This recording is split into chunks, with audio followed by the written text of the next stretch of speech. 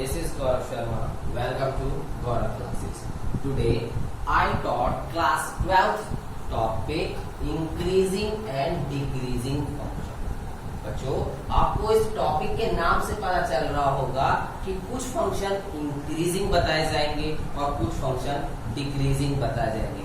अब मैं आपको बताता हूँ इंक्रीज मतलब उठना, इंक्रीज मतलब उठना। जो चीज उठती हुई नजर आए वो इंक्रीजिंग है और जो ऊपर से नीचे की तरफ जाए वो डिक्रीजिंग है।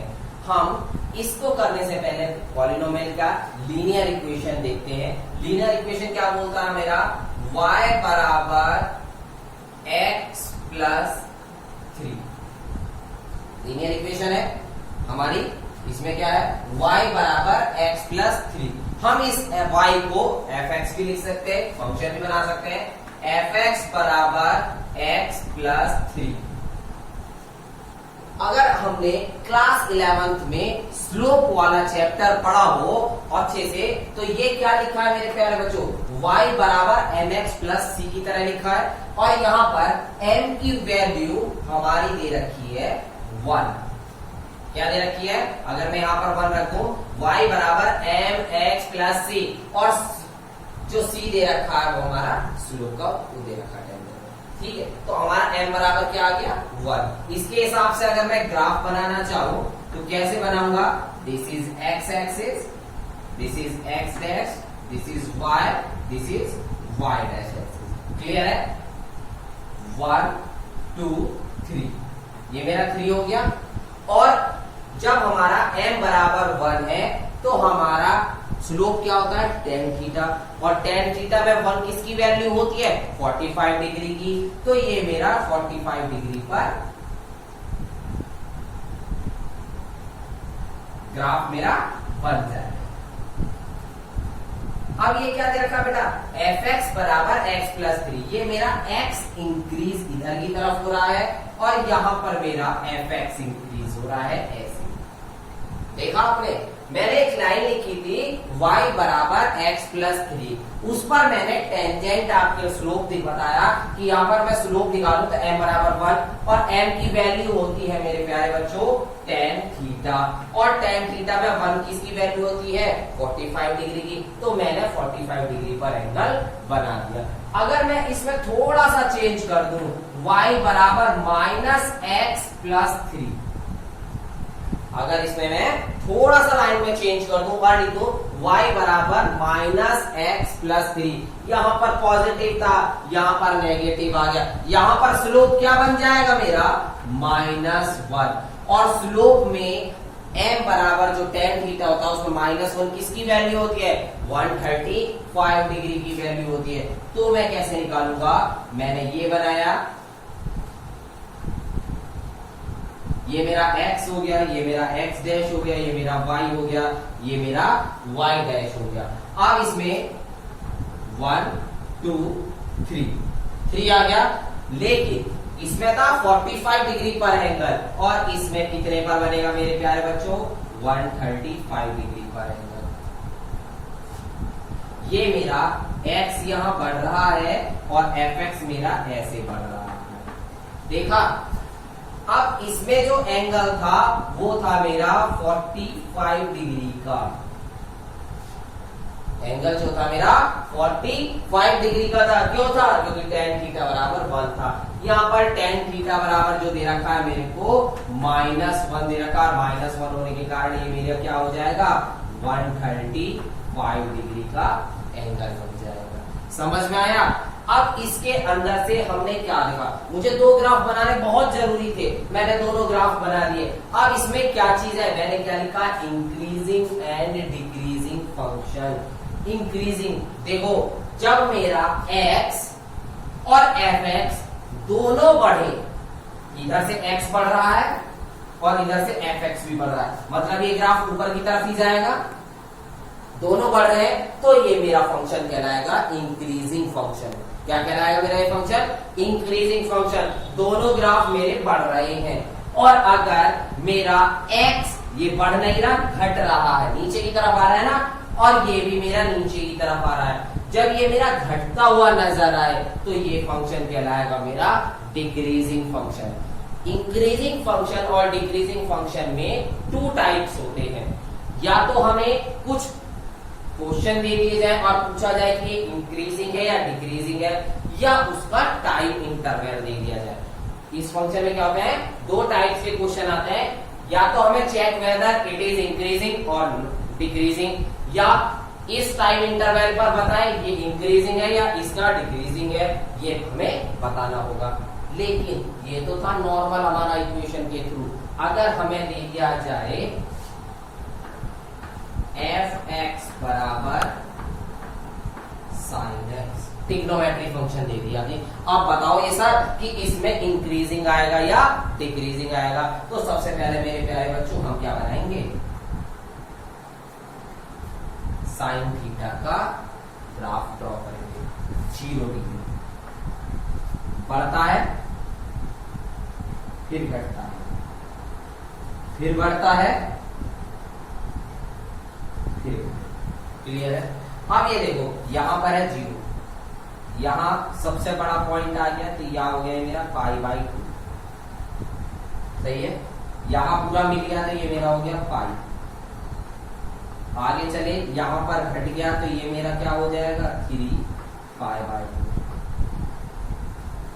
और आगे चले यहां पर आ गया, यहां पर हो गया मेरा 2π। सही है। अब ये देखो मेरे प्यारे बच्चों, ये मेरा यहां से बढ़ रहा है। क्या हो रहा है, बढ़ रहा है। कहां तक बढ़ रहा है, π/2 तक बढ़ रहा है। तो इंक्रीजिंग मैं यहां लिख देता हूं, इंक्रीजिंग कहां तक हो रहा है मेरा 0 to π/2 तक। कहां तक हो रहा है, 0 से π/2 तक क्या हो रहा है, इंक्रीजिंग। अब यहां से देखो मेरे प्यारे बच्चों ये घटना शुरू हो गया, नीचे जा रहा है ना। कहां तक, 3π/2 तक। कहां से, π/2 से।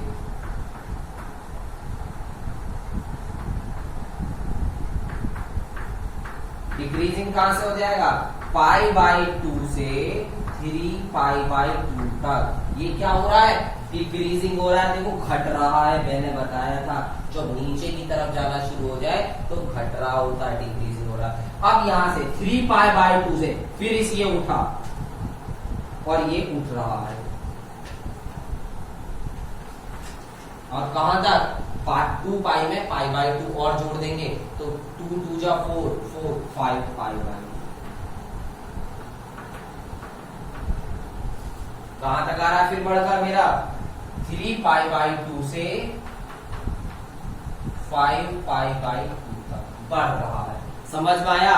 तो हमने क्या बता देंगे, इस क्वेश्चन को या इस ग्राफ को देखकर बता देंगे कि सर जहां पर हमारा बढ़ रहा है वो तो हमारा इंक्रीजिंग फंक्शन ये रहा, और सर जहां पर हमारा नीचे की तरफ आ रहा है तो हमारा डिक्रीजिंग फंक्शन ये रहा। अब इसमें एक सबसे प्यारी बात क्या होती है मेरे प्यारे बच्चों, ये देखो, जब भी कभी इंक्रीजिंग फंक्शन होगा तो हमारा जो स्लोप होगा, स्लोप ऑफ टेंजेंट, वो हमारा पॉजिटिव होगा। देखो मैं इसके किसी भी पॉइंट पर स्लोप बना लूं,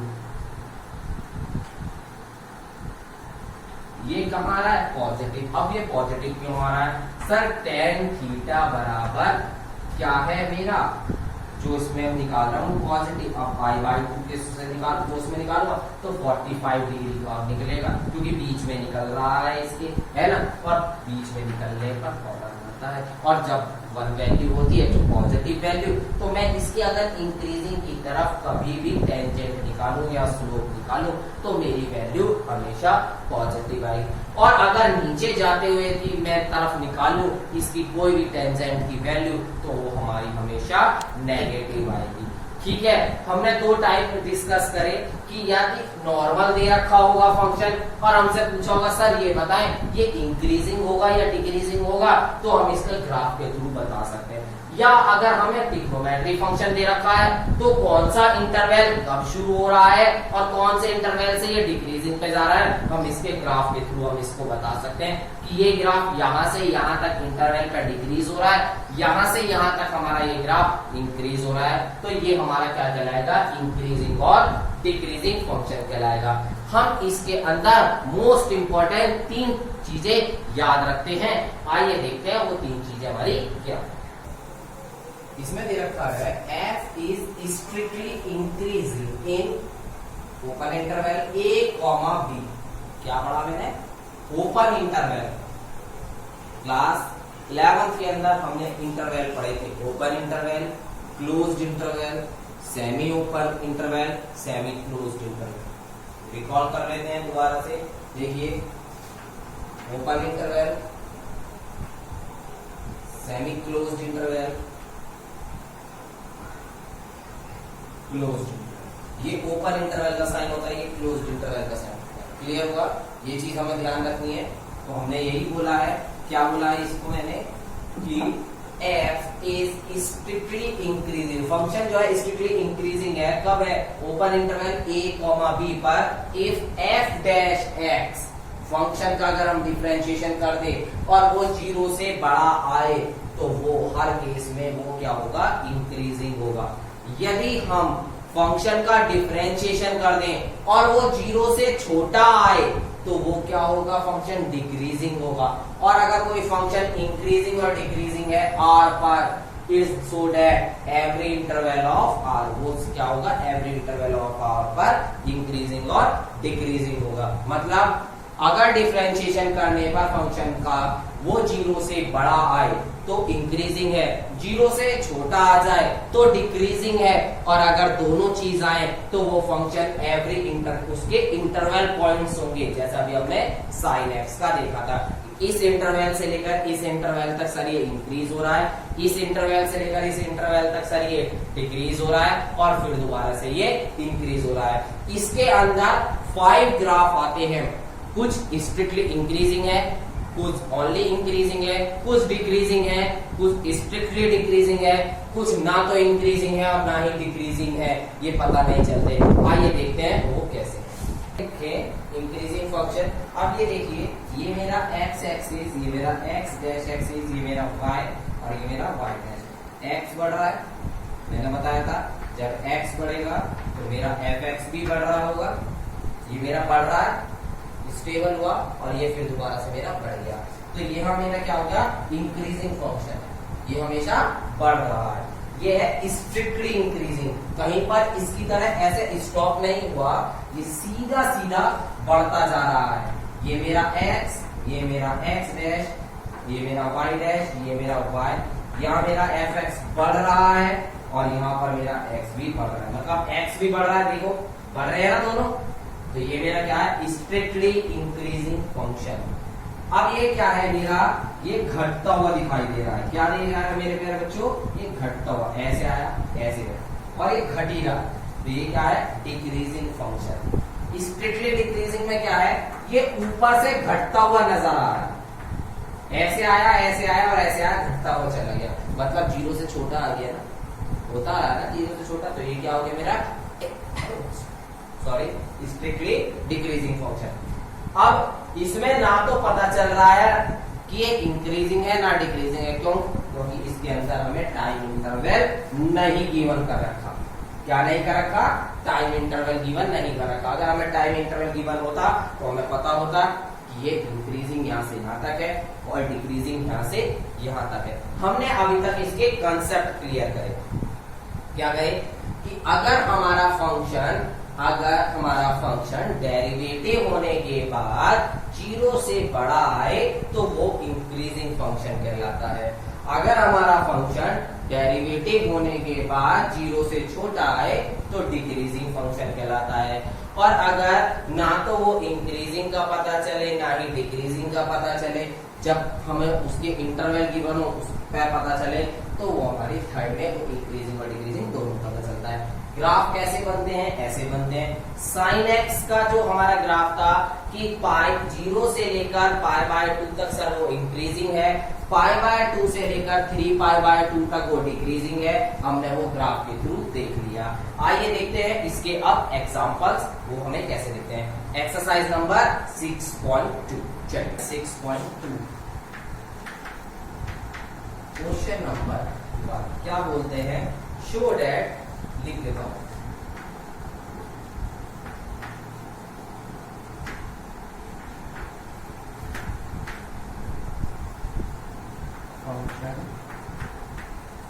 गिवन बाय एफ एक्स बराबर 3x plus 7t is strictly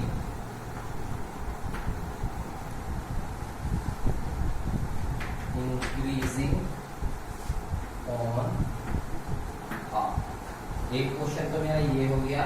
दूसरा क्वेश्चन क्या है मेरा,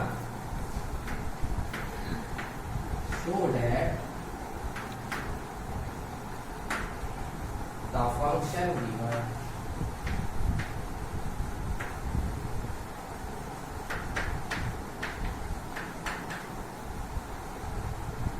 by fx बराबर e की power 2x is strictly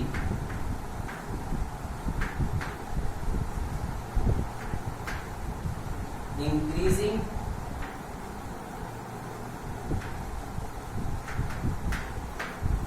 on R। ये मेरे दो क्वेश्चन हैं जो मैंने लिखे हैं, इधर भी और उधर भी। इसमें क्या है कि एक फंक्शन दे रखा है fx बराबर 3x प्लस 7t। क्या गिवन कर रखा है मेरे को, fx बराबर 3x प्लस 7t। मैंने बोला था अगर किसी फंक्शन का डेरिवेटिव 0 से बड़ा है तभी वो इंक्रीजिंग हो सकता है, बोला था अभी।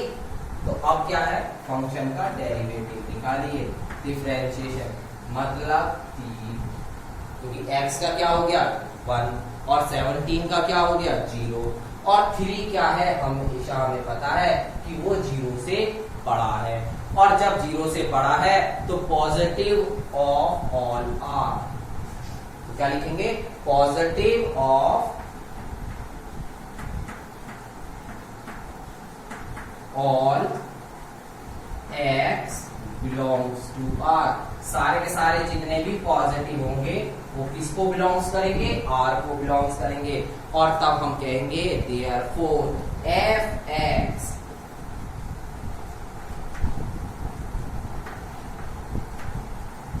तब हम क्या कहेंगे, therefore fx is strictly increasing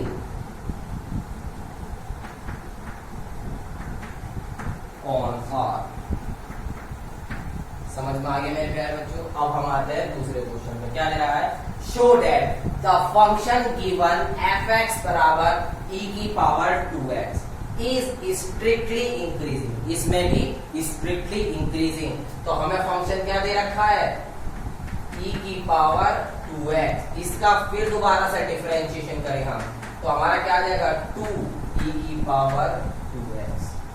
और j क्या है हमारा 0 से बड़ा है, और जब ये 0 से बड़ा है तो हम क्या लिख सकते हैं इसको भी, positive of all, positive of all x belongs to R। Therefore fx is strictly increasing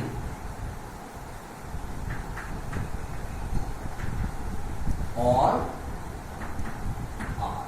दोनों चीजें प्रूफ हो गई हमारी। अब हम इसका जो थर्ड क्वेश्चन है, sine x strictly increasing on this, strictly decreasing on this, और 0 से पाई तक ना वो इंक्रीजिंग हो रहा है ना वो डिक्रीज हो रहा है। अभी हमने आपको दिखाया था, बताया। 3 क्वेश्चन हो चुके हैं। अब हम इसका एक और क्वेश्चन करेंगे जो हमें दे रखा है क्वेश्चन नंबर 9। अगर मेरी इस वीडियो में आपको कोई चीज समझ में नहीं आई है तो कमेंट बॉक्स में जाकर जरूर पूछें, मैं आपके कमेंट का इंतजार करूंगा। अगर मेरी वीडियो आपको अच्छी लगी है तो कमेंट बॉक्स में जाकर अपना कमेंट जरूर दें और वीडियो को लाइक और शेयर करना ना भूलें। और अगर आप मेरे चैनल पर पहली बार आए हैं तो इस चैनल को सब्सक्राइब करें, बेल आइकन प्रेस करें जिससे आपको आने वाली वीडियो सबसे पहले मिल सके। आइए देखते हैं हम अपना क्वेश्चन नंबर 9 दे रखा है। Question number 9, prove that y equals 4 sin theta upon 2 plus cos theta minus theta is an increasing function of theta close interval 0 to π/2। मतलब 0 से लेकर ओनली π/2 तक ये फंक्शन इंक्रीज होता है। कौन सा फंक्शन? ये वाला फंक्शन। अब हमें क्या गिवन कर रखा है? y equals 4 sin theta upon 2 plus cos theta minus theta. ये इसका डिफरेंशिएशन करना with the respect of theta, क्योंकि ये क्या है? फंक्शन। और फंक्शन का डिफरेंशिएशन करने के बाद अगर वो 0 से बड़ा आता है तब जाकर वो इंक्रीज होता है। dy अपॉन डी थीटा बराबर ये क्या है बेटा? Divide rule. डिवाइड रूल में क्या होता है? नीचे वाले फंक्शन को ऐसे ही रखा, ऊपर वाले का डिफरेंशिएशन माइनस ऊपर वाले फंक्शन को ऐसे ही रखा, नीचे वाले का डिफरेंशिएशन का होल अपॉन नीचे वाले का होल स्क्वायर माइनस थीटा का डिफरेंशिएशन होता है मेरे प्यारे बच्चों 1। इतना समझ में आया? अब हम इसका डिफरेंशिएशन करेंगे। क्या दे रखा है देखिए, 2 प्लस cos थीटा, 4 तो ऐसे ही रहेगा, sin थीटा का होता है मेरे प्यारे बच्चों cos थीटा, हो गया डिफरेंशिएशन, माइनस 4 sin थीटा, 2 का 0 हो गया, cos थीटा का होता है माइनस sin थीटा का अपॉन 2 प्लस cos थीटा का whole square minus 1। 4 2s are 8 cos theta plus 4 cos square theta minus minus plus 4 sin square theta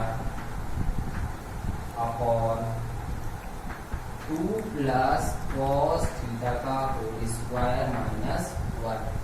4 इन दोनों में से कॉमन आ रहा है और हमने पढ़ा है sin square theta plus cos square theta क्या होता है मेरा 1। तो लिख लेंगे इसको हम क्या, 8 cos theta plus 4 upon 2 plus cos theta का होल स्क्वायर माइनस 1। इतना समझ में आ गया मेरे प्यारे बच्चों? अब हम इसके अंदर क्या करेंगे? कॉमन देखेंगे। कॉमन देखने के बाद हमारा क्या आना चाहिए? cos theta cos square theta 4 common ले लिया, sin थीटा, ठीक है। अब हम इसका एलसीएम देखेंगे। LCM 8 cos theta plus 4 minus 2 plus cos theta का whole square upon 2 plus cos theta का होल स्क्वायर। माइनस यहाँ था तो हमने माइनस लगा लिया, 1 की मल्टीप्लाई करके वही रखा। 8 cos theta plus 4 minus bracket लगा दिया 4 plus cos square theta plus 2 2 जा 4 cos theta upon 2 plus cos theta का होल स्क्वायर। माइनस से साइन अंदर क्या होगा मेरे प्यारे बच्चों? Change 8 cos theta plus 4 minus 4 minus के cos square theta minus 4 cos theta upon 2 plus cos theta का होल स्क्वायर। 4 से 4 कैंसिल आउट हो गया, 8 cos theta minus 4 cos theta बचे मेरे क्या 4 cos theta minus cos square theta upon 2 plus cos theta का whole square. अब इन दोनों में से ये चीज हमने रख ली। अब हमें ये दिखाई दे रहा है मेरे प्यारे बच्चों ऊपर से cos कॉमन आ रहा है। क्या कॉमन आ रहा है? cos कॉमन आ रहा है। क्या बचा? 4 माइनस cos थीटा अपॉन में क्या बचा? 2 प्लस cos थीटा का होल स्क्वायर। इतना आ गया। ये मेरा क्या है? dy upon dx। अब मैंने बताया था कि अगर मेरा dy/dx 0 से क्या आ जाए, बड़ा आ जाए, तो अब हम क्या रखेंगे, dy/dθ ग्रेटर देन 0। क्यों? क्योंकि स्ट्रिक्टली इंक्रीजिंग दे रखा है 0 to π/2। तो कैसे होगा हमारा 0 थीटा π/2, 0 से बराबर होगा और बड़ा होगा थीटा, और π/2 के बराबर भी हो सकता है, छोटा भी हो सकता है। ये मेरी कंडीशन इस हिसाब से होगी, ठीक है। तो हम ये देख रहे हैं, अब इसको रख दीजिए, क्या बचा, cos theta bracket 4 minus cos theta upon 2 plus cos theta का होल स्क्वायर ग्रेटर देन। इसकी इसमें मल्टीप्लाई करेंगे तो क्या हो जाएगा, 0 खत्म। तो यहां से क्या बचा, cos theta 4 minus cos theta 0, ये भी उधर जाकर खत्म। क्या बचा, 4 माइनस cos थीटा 0, और cos थीटा बराबर क्या आ जाएगा मेरा, समझ में आ गया। तो मेरा y का फंक्शन क्या हो जाएगा, ये हमारा स्ट्रिक्टली इंक्रीजिंग होगा इस वाले शेप। आपने ये देखा, हमने क्या करा, सभी क्वेश्चंस का डिफरेंशिएशन करना है। अगर हमें इंक्रीजिंग बोला है तो उसे ग्रेटर देन 0 के बराबर रख दो, और अगर हमें डिक्रीजिंग बोला है तो हमें लेस देन 0 के बराबर रख दो। अगर किसी बच्चे को कुछ प्रॉब्लम आए तो कमेंट बॉक्स में जाकर जरूर बताएं। Thank you for watching.